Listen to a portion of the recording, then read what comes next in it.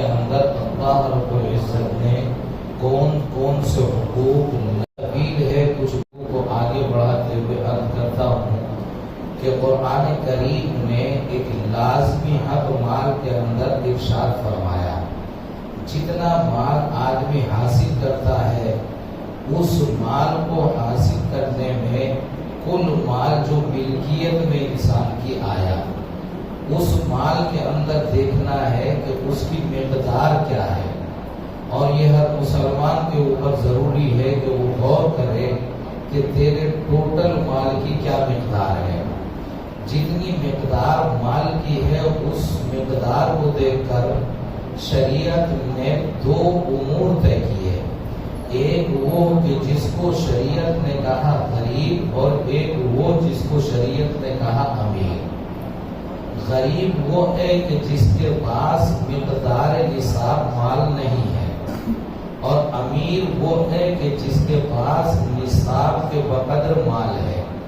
نصاب کس کو کہتے ہیں؟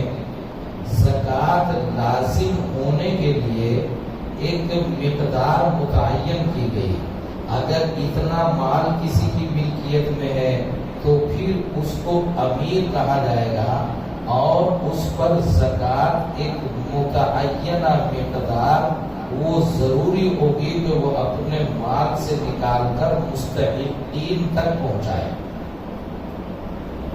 وہ کتنا مال ہے؟ وہ مال آج کل کے وزن کے اعتبار سے 612 گرام چاندی ہے، 612 گرام چاندی۔ اصل میں مال کئی طرح کا ہے، نمبر 1 سونا ہے، نمبر 2 چاندی ہے۔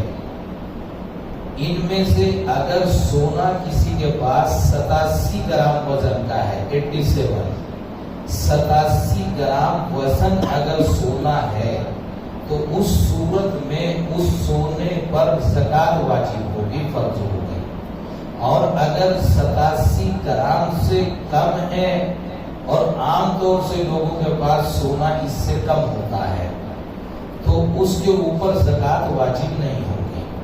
لیکن یہ اس صورت میں ہے جب ملکیت میں صرف سونا ہو، اس کے علاوہ کوئی سامان اس کی ملکیت میں نہ ہو، ایک نمبر۔ دوسرا نمبر ہے چاندی۔ چاندی 612 گرام اگر ہے تو اس صورت میں اس کے اوپر زکوٰۃ لازم ہوگی، اور 612 گرام سے کم چاندی ہے تو اس کے اوپر زکوٰۃ لازم نہیں ہوگی۔ دو ہو گئے۔ تیسرا مال ہے مال تجارت۔ مال تجارت وہ مال جو خرید و فروخت میں ہے، آپ کی دکان میں ہے، آپ کے کاروبار میں لگا ہوا ہے، آپ ہول سیل کاروبار کرتے ہیں یا ریٹیل کرتے ہیں، یا کہیں سے لے کر کہیں سپلائی دیتے ہیں، کسی بھی صورت میں فروخت کیے جانے والا مال تجارت کا مال، وہ تجارت کا مال اگر 612 گرام چاندی کے برابر ہو جائے مارکیٹ ریٹ سے، مارکیٹ ریٹ کیا ہوگا؟ 40 42 45 ہزار روپے کلو چاندی ہوگی، تو تقریباً 25 ہزار روپے کا مال بنتا ہے۔ 25 ہزار روپے کے بقدر کا اگر مال تجارت کا کسی کے پاس موجود ہے، اور جو لوگ تجارت کرتے ہیں ان کے پاس عام طور سے اتنا مال موجود ہوتا ہے، تو اگر اتنا مال موجود ہے تو اس کے اندر بھی زکوٰۃ لازم ہو جائے گی۔ چوتھے نمبر پر ہے کرنسی۔ اگر کرنسی کسی کے پاس بھی اتنی ہے کہ وہ 612 گرام چاندی کے برابر اس کی قیمت ریٹ کے برابر ہو جائے تو اس پر بھی زکوٰۃ واجب ہوگی۔ نمبر 1 سونا، نمبر 2 چاندی، نمبر 3 تجارت کا مال، نمبر 4 کرنسی۔ عام طور پر یہ 4 طرح کے مال ہوتے ہیں۔ اگر کسی کے پاس اونلی سونا ہی سونا ہے، اس کے علاوہ نہ 1 روپیہ ہے، نہ تجارت کا مال ہے، نہ چاندی ہے، ایسا ہے کوئی یہاں پر کہ جس کے پاس صرف سونا سونا ہو، کرنسی بالکل نہ ہو، 2 روپے بھی اس کے پاس نہ ہو، ایک چاندی کی انگوٹھی چھلا بھی اس عورت کے مرد کے پاس نہ ہو تو ایسا ہوتا نہیں الا ماشاءاللہ. لیکن اگر ہے کوئی ایسا کہ اس کے پاس صرف سونا ہے تو 87 گرام سونا ہوگا تو زکات واجب ہوگی، نہیں تو نہیں ہوگی. باقی اگر اس کے پاس مکس ہے، کچھ سونا بھی ہے کچھ چاندی بھی ہے یا کچھ اس سے آگے بڑھ کر تجارت کا مال بھی ہے یا اس سے آگے بڑھ کر کرنسی بھی ہے، تو ٹوٹلی سب کو ملا کر اکٹھا کر کے دیکھیں گے 10,000 روپے رکھے ہوئے ہیں، 5,000 کی چاندی ہے، 10,000 کا سونا ہے، 2,000 کا مال تجارت ہے، ٹوٹل ملا کے جو ہے یہ 25-30 ہزار روپے بنتا ہے. 612 گرام چاندی کے ریٹ کے برابر ہو گیا تو اب اس میں زکات واجب ہو جائے گی. تو اس طرح کا مال جس کے پاس عام طور سے ہمارے گھروں میں جو عورتیں ہوتی ہیں ان کے پاس مال ہوتا ہے، سونا بھی ہوتا ہے، چاندی بھی ہوتی ہے. آپ لوگوں کے یہاں کا عرف کیا ہے مجھے معلوم نہیں. ہمارے یہاں طریقہ یہ ہے کہ عورتوں کو جو زیور ملتا ہے وہ عام طور سے شادی کے موقع پر ملتا ہے. کچھ مالدار گھرانے ایسے ہیں کہ وہ عید کے ٹائم پر بھی کبھی کبھی کچھ زیور بنوا کر اپنی بیوی کو دے دیتے ہیں، ورنہ شادی کے ٹائم پہ تو ملتا ہی ملتا ہے. جو لڑکے والے مال دیتے ہیں، سونا چاندی دیتے ہیں، وہ ملکیت لڑکے کی ہوتا ہے، اور جو لڑکی والے دیتے ہیں وہ ملکیت لڑکی کی ہوتا ہے. بعض شوہر ایک گیم اور کھیلتے ہیں، ایک طریقہ اور اختیار کرتے ہیں. مثلا مہر متعین کر دیا مہر فاطمی، تو یہ 1530 گرام چاندی ہو گئی، یا اس کی قیمت کا سونا یا اس کی قیمت کرنسی کی شکل میں دینی ہے، تو وہ جو لڑکے کی طرف سے سونا اور چاندی کچھ دیا گیا ہے اس آنے والی لڑکی کے لیے، اس میں سے ایک اتنی مقدار کا زیور اٹھاتے ہیں اور وہ اس کو دے دیتے ہیں کہ یہ آج سے تیری ملکیت ہو گیا. حالانکہ پہننا وہ اسی کو تھا، وہ شوہر کی ملکیت رہتا تب بھی کون پہنتی؟ وہی پہنتی، لیکن ملکیت شوہر کی رہتی. اگر کبھی اللہ نہ کرے طلاق ہونے لگتی تو شوہر اس کو الگ لے لیتا، بیوی کا مال بیوی کو دیتا، جو اس کے گھر والوں نے دیا، جو شوہر کے گھر والوں نے دیا وہ الگ لے لیتا. لیکن اب وہ نہیں لے پائے گا، وہ اس کی ملکیت میں دے دیا. یہ جتنا بھی اس کی ملکیت میں چلا گیا، عام طور پر سونا ہے یا چاندی ہے، اس کے گھر سے ہے یا شوہر نے مہر میں دے دیا یا عید بقرعید پر بنوا کر اس کی ملکیت میں دے دیا، وہ سارا اس عورت کی ملکیت میں ہے. اور اس تمام سونے کی اور چاندی کی وہ پہننے کا ہے، استعمال کا ہے، زیور ہے، پورے کی زکات واجب ہوگی. اور وہ زکات شوہر کے اوپر واجب نہیں ہوگی، وہ اسی جس عورت کی جس لڑکی کی ملکیت میں ہے اسی پر زکات واجب ہوگی. ابھی ہماری عورتیں کہتی ہیں کہ ہم کہاں سے دیں، ہمارے پاس تو سونا پہننے کے لیے، چاندی پہننے کے لیے پیسے تو دینے کے لیے نہیں. مولوی تو حساب بنا کے بتا دے گا کہ 25,000 زکات واجب ہو گئی، 25,000 کہاں سے لائیں، ہمارے پاس ہے نہیں. شام کو جب افطاری میں گنجی بناتے ہیں اور جناب فروٹ کاٹتے ہیں اور پھلا کرتے ہیں تو شوہر سے کہتے ہیں نا پیسے لاؤ. تو ہر معاملے میں شوہر سے پیسے مانگتی ہیں، اس معاملے میں بھی شوہر سے پیسے مانگو. کبھی باپ سے پیسے لیتی ہیں، کبھی بھائی سے پیسے لیتی ہیں، اس معاملے میں بھی پیسے لو. دنیا کے خرچوں کے لیے پیسے لیتی ہیں، دین کے خرچے کے لیے پیسے کیوں نہیں لیتی؟ لو پیسے. اور نہیں پیسے دیتے تو پھر جو زکات واجب ہے وہ تو اس مال میں ہے نا، اس مال سے الگ آپ نے دے دیا کوئی پیسہ کی، ورنہ اس مال کو لے کے بازار کی طرف چلو.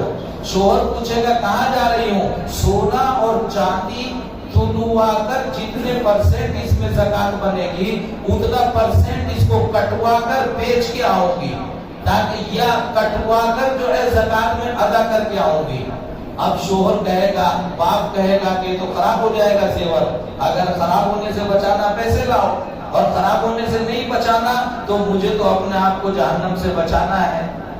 جب یہ کٹتا کٹتا کم ہوتے ہوتے 612 گرام چاندی اس کے برابر سے کم ہو جائے گا 1 گرام، تو زکات واجب ہونی بند ہو جائے گی۔ جب تک اس کی زکات دیتے رہنا، بہانہ نہیں کہ پیسے نہیں ہے، بلکہ زکات دینی ضروری ہے۔ بہرحال مردوں کے پاس ہو یا عورتوں کے پاس ہو، ایک تو عام طور سے ہمارے اندازے کے مطابق عورتیں زکات نہیں دیتی۔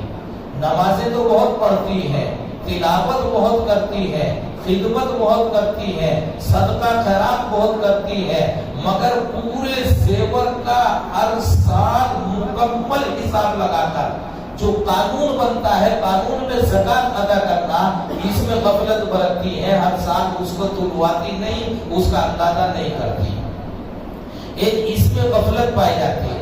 ایک جو زیادہ پیسے والے لوگ ہیں، کروڑ پتی ہیں، جو لکھ پتی ہیں، وہ زکات دیتے ہیں۔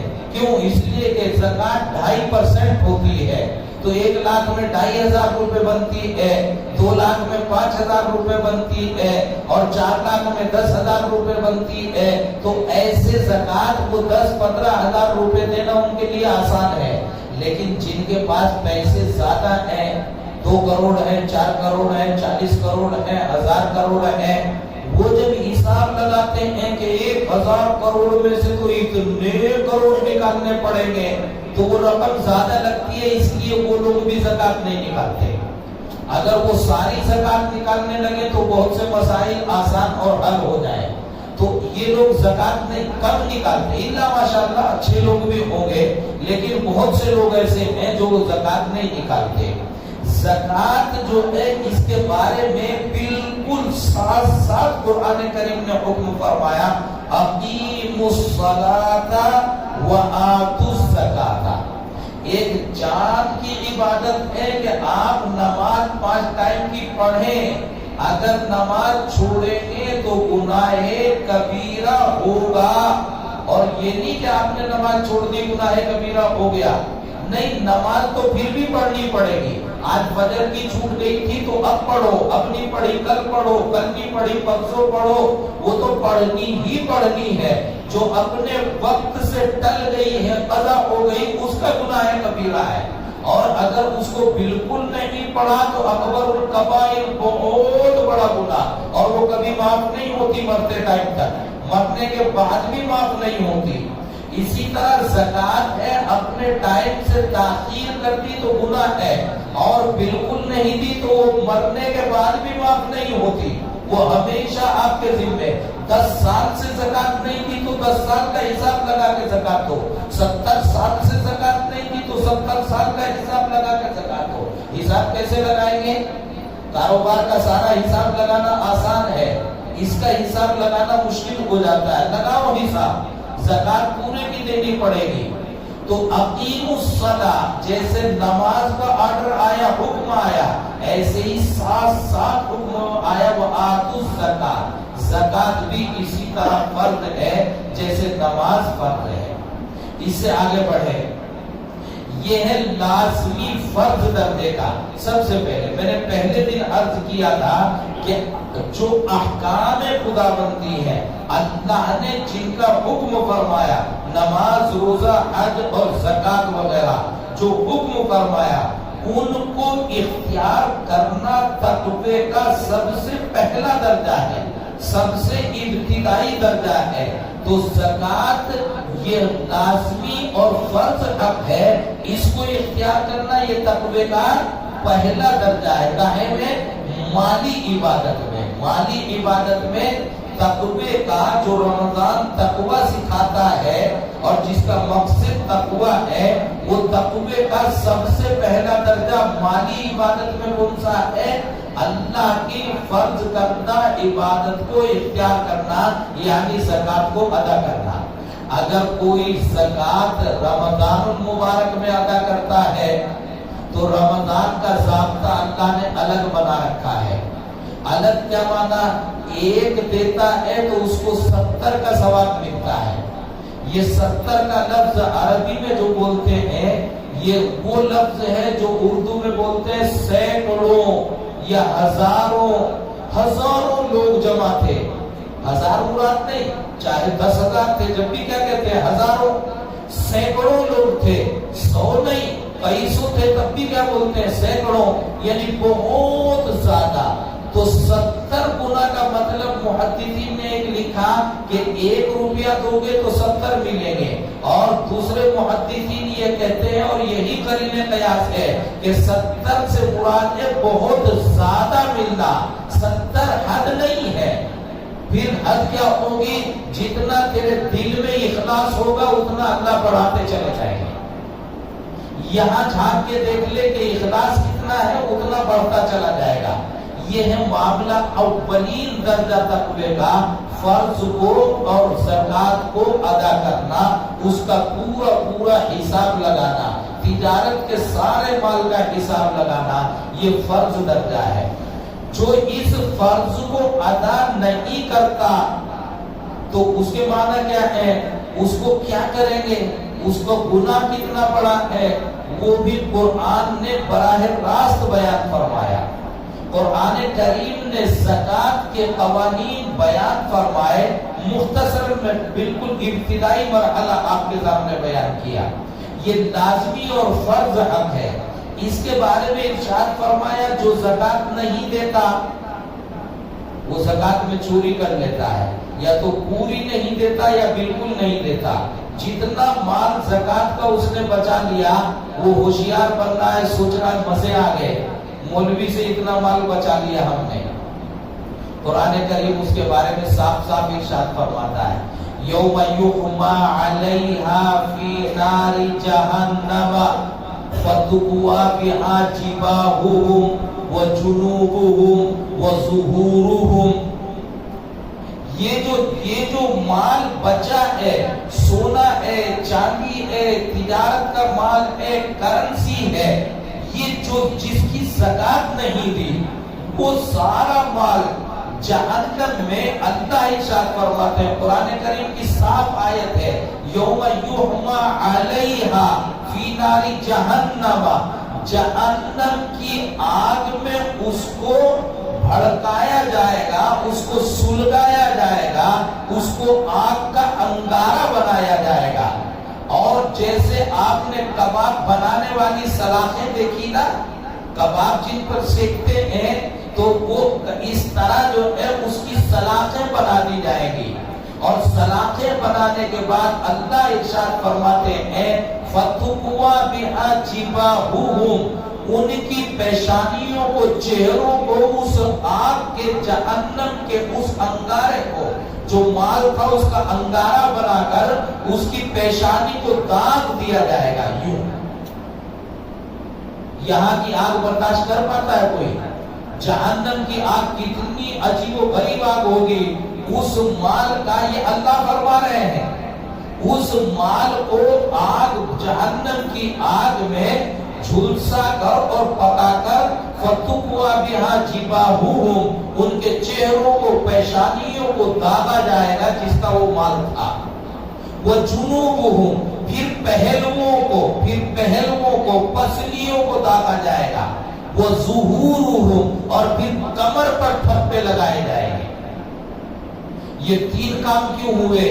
اس لیے کہ جب کوئی زکات کا مستحق قریب سے گزرتا ہے، کہتا ہے بھائی اپنی زکات نکالو، پتہ نہیں کہاں سے آ جاتے ہیں پاگل، ہر مسئلہ ہر وقت مانگنا فقیری غریب، تو منہ بناتا ہے، سب سے پہلے منہ بناتا ہے۔ تو اللہ نے منہ جو بناتا ہے اسی کو فرمایا کہ وَتُقْوَى بِهَا جِبَاهُهُمْ، سب سے پہلے اس نے منہ بنایا تھا نا غریب کو دیکھ کر، تو اس کے چہرے کو داغا جائے گا، اور پھر اس غریب سے مڑ کر چلتا ہے، جیسے گھومتا ہے تو پھر پہلو سامنے آتا ہے، پہلو کو داغا جائے گا، پھر پیٹ پھیر کر بھاگ جاتا ہے تو پھر اس کی کمر پر بھاگتے ہوئے ٹھپا لگایا جائے گا۔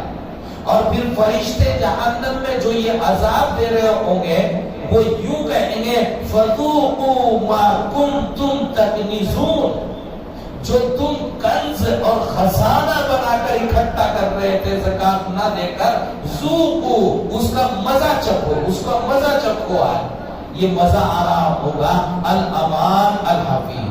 بہرحال تقوی کا مالی عبادت میں پہلا درجہ یہ ہے کہ جو حق اللہ نے لازم اور فرض کیا ہے اس لازم اور فرض حق کی ادائیگی کریں. اس کے بغیر تقوی حاصل. آپ خیرات کتنی کرتے رہے, آپ نے نماز فرض پڑھی نہیں, زور نہیں پڑھی, عشاء نہیں پڑھی, ساری رات نوافل پڑھتے رہے, فرض وہ جو چھوٹ گیا اس کا گناہ الگ رہے گا, وہ نوافل اس کا کفارہ اور اس کے برابر نہیں ہو سکتے. آپ صدقہ خیرات کتنا بھی کرتے رہے, اگر آپ نے زکوٰۃ کی نیت سے حساب لگا کر زکوٰۃ نہیں دی تو پھر یہ وعید ہے اللہ رب العزت کی طرف سے. تقوی اس کے بغیر حاصل ہو نہیں سکتا.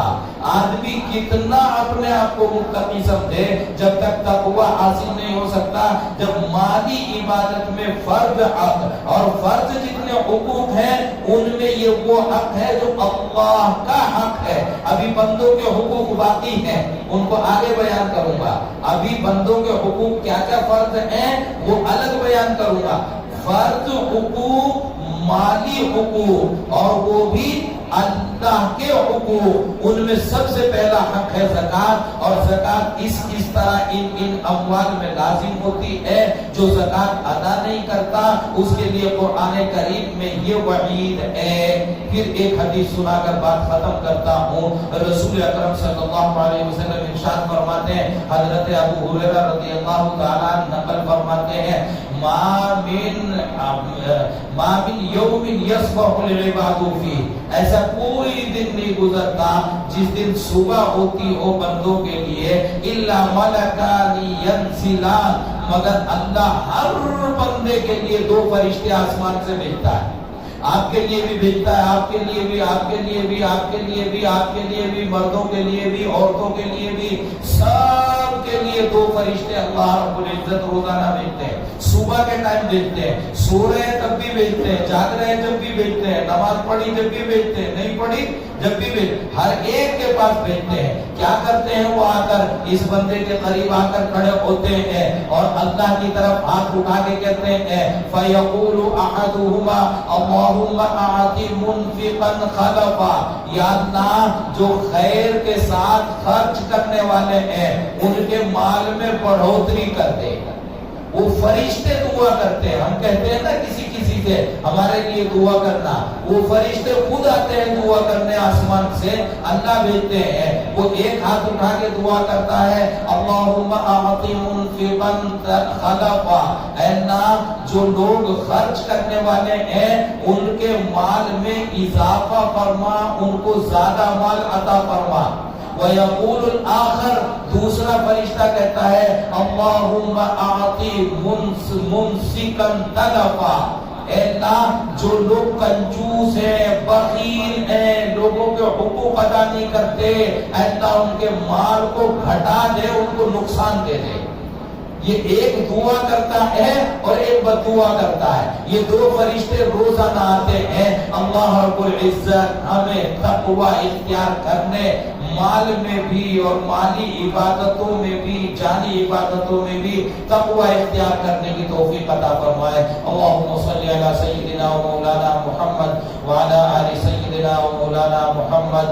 یا ارحم الراحمین, ہم سب کی خطاؤں کو معاف فرما. یا اللہ ہمارے گناہوں کو معاف فرما.